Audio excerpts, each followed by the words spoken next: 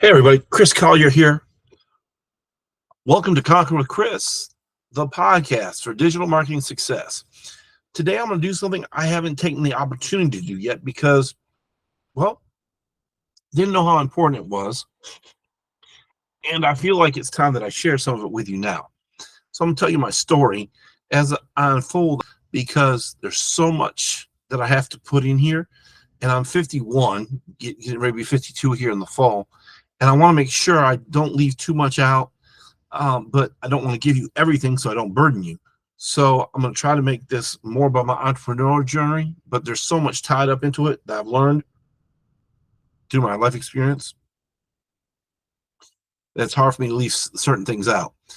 So sit back, let's get ready, and Chris Collier's journey from zero to hero.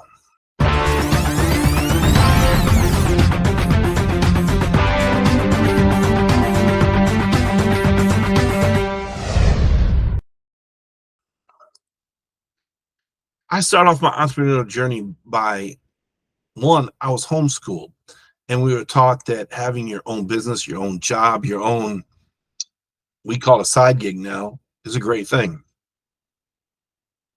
So we went to this homeschool conference and we're trying to sell bumper stickers from there. And we did all right. We did okay. Not great, but we did okay. So that was the first thing. And then I became a newspaper boy and mowed lawns during the summer, all this stuff.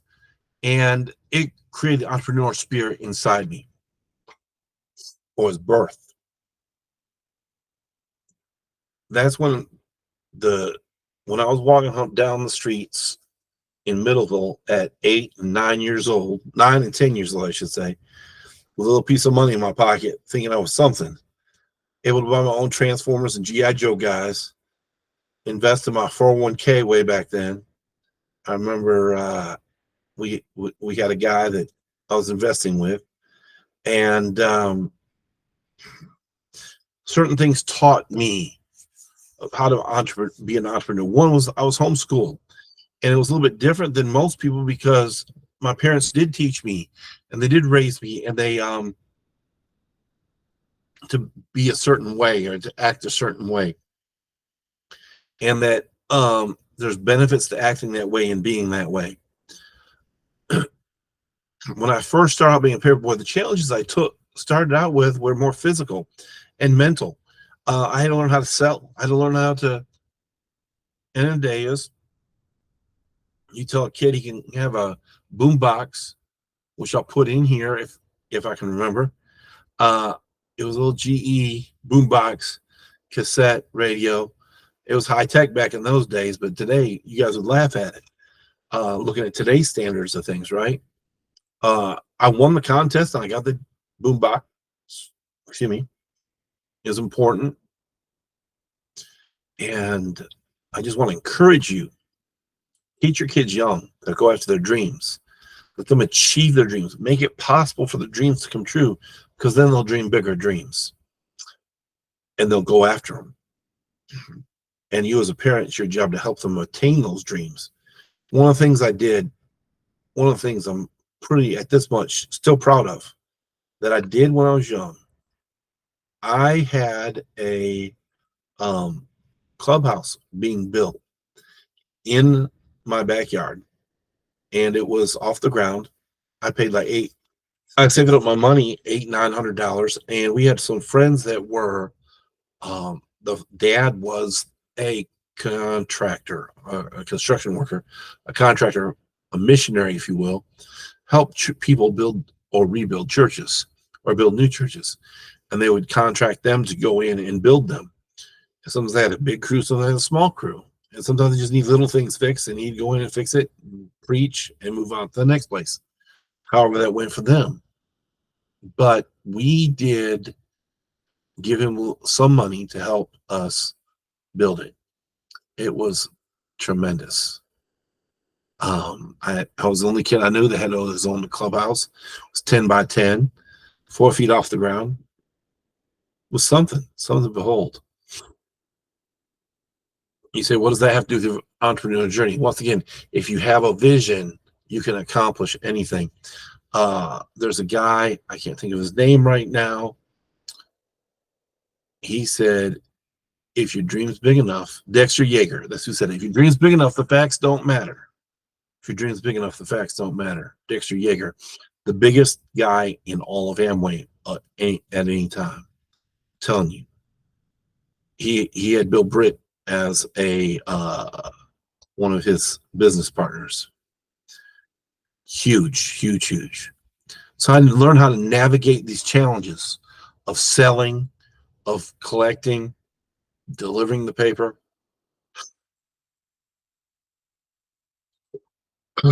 Excuse me. So then I went from there to being an athlete in high school. I played every sport except for tackle football. My school only had flag football.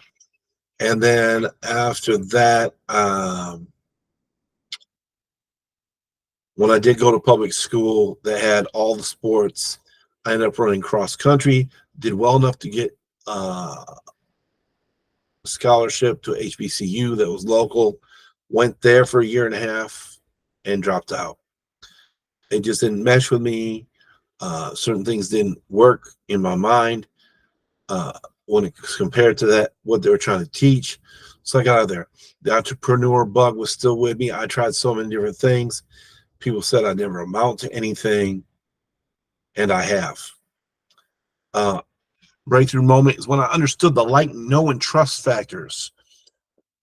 And when you overcome them, people will trust you with whatever they have. One of the things is I met this guy, he was a pastor, and we're at a conference, and he had a little situation he had to take care of. He looks to me and turns to me and says, can you take my wife back to where we're staying and come back and get me? I said, sure, no problem. At first I was offended because in my mind is I want to be a part of helping these people solve their problem, right? I want to help them do what they're doing. I want to be part of the solution. But I realized I was, and the man trusted me with his highest valued item in his life, which is his wife. So I took her home and dropped her off, made sure she got in the house okay. And then I went to my house. So when you're just starting out, don't try to do everything. Pick one thing and become a specialist, because a doctor that does just general practice doesn't get paid as much as someone who specializes. So specialize. Take your time and specialize. If it's YouTube, specialize in YouTube. If it's Pinterest, specialize in Pinterest. If it's Facebook, specialize in Facebook. So these are things that you'll learn as you go, but if you learn now, you'll be way ahead.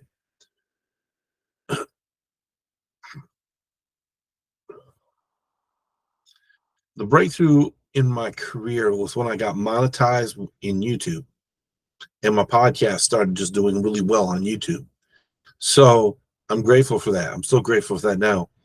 That being said, is I still have yet to get a paycheck from Google, which is kind of funny. But I'm just grateful because thing is like there's a lot of people who aren't even monetized. So I hope to get one of those buttons at some point, but we'll see how that goes.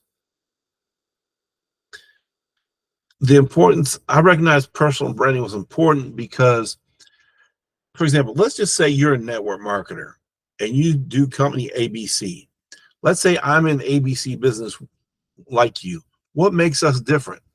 You see, you can't change the product.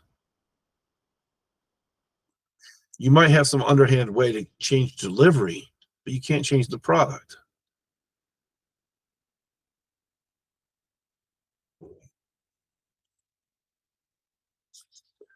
So let's just say this is something you're selling, right? You're selling this bottle of vitamins.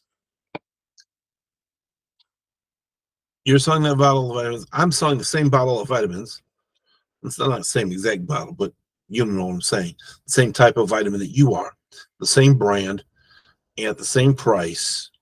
and you say, what makes Chris different than me? So you think you have an edge on me. What makes you have an edge? People call this the USP, unique selling proposition. This is what makes you different than me. So it makes me different than you. The fact I was a paperboy makes me different than you. The fact I was homeschooled makes me different than you, unless you did both those things. The fact that I like to go camping might make me different than you. All these things added together definitely make me stand out in a crowded group. The fact that I'm a pastor and I understand how to speak publicly, right? That also stands out, right? So then you have all these other things that I've been through. I've helped plant over 20 churches. That's part of my entrepreneurial spirit. Um, People who don't understand um, when the Bible talks about pastors, prophets, evangelists, teachers, and apostles, talk about the fivefold. The apostolic is more entrepreneurial than he is anything else because he likes to go start. He's a starter, right? The teacher likes to teach. The pastor is like a family guy. Um, he's a patriarch. The evangelist likes to sell. Like if you're going to be an evangelist, you sell people on Jesus. And so and the prophetic is into research and development, moving forward, pointing things out that just aren't right, right? So um sorry, a little bit digression there, but hopefully it benefits you in the way you see things in the natural world married to the spiritual world. You have to master personal branding because it is the basis of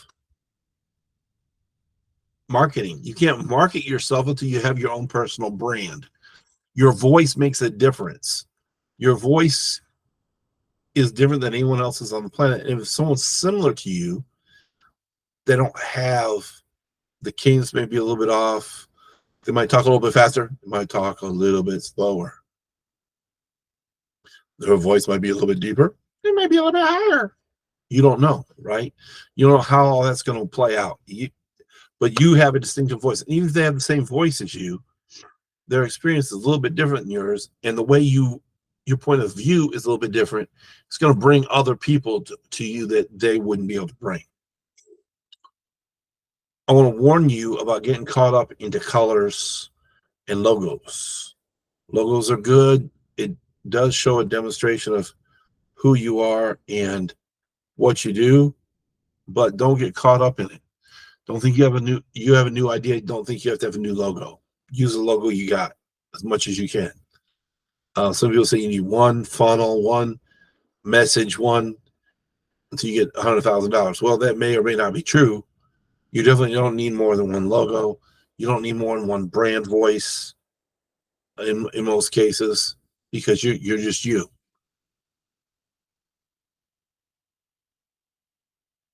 What do you think would be an effective strategy to build authority and trust? One is be consistent. And when you're done being consistent, be even more consistent.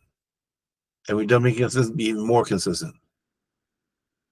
You should be putting up stuff every day, every other day, whatever your schedule permits. You should be putting stuff up until people know you, like you, and trust you.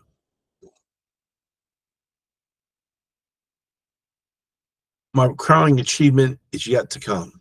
There's so much I'm grateful for, so much I'm thankful for, but I don't believe I've reached the pinnacle of anything yet. I haven't helped enough people. I haven't coached enough people. I haven't trained enough people to have the right mindset to build their brand, to have a great podcast, have a great show, whatever it is they do. I haven't helped enough people yet. There's new trends developing every day. There's no real way to stay ahead. But just when you hear something like AI, we heard the storm for AI months before it happened. Start developing those skills. And if it doesn't come to fruition, you might have wasted a little bit of time, but you might be the only one who uses it still. I mean, that's what I can tell you about that. Sometimes things don't. I mean, who thought MySpace would be done, right? If you're just starting out, I want to tell you, please, before you put up your first video on YouTube, before you I mean, you can put it up, but don't have it go live. You can store 10, 15, 20 videos on YouTube and then have them publish them at a later date. My suggestion is don't upload them until you get 5 or 6, then upload them. And if you can do 3 times a week, then that gives you 2 weeks. Then immediately start working on 7, 8, and 9, 10, 11, 12, and get them up the next week. So that means you have a whole month. See which videos do well, see which videos don't do well. Create your shorts, create your Instagram posts, create your Facebook post, have everyone come back to YouTube, your Pinterest post, all that stuff, whatever it is, do it, but be consistent about it, and you'll get consistent results. There are many misconceptions of building a brand. People think you arrive. You never really arrive. You're always working on your craft. Someone asked Abraham Lincoln, if you had 2 hours, what would you do to chop down a tree? He said, I would take an hour and a half and sharpen the saw and then chop down the tree.